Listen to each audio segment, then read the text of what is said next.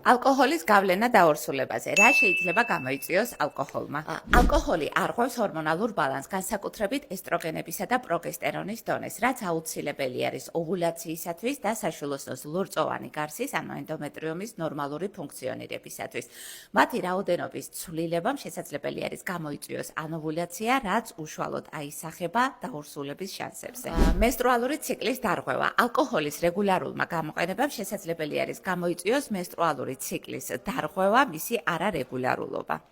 კვერცხუჯრედის ხარისხი და ემბრიონის იმპლანტაცია. ალკოჰოლის რეგულარულმა გამოყენებამ შესაძლებელი არის იმოქმედოს კვერცხუჯრედის ხარისხზე და ენდომეტრიუმის სტრუქტურაზე, რაც ართულებს იმპლანტაციის ალბათობას.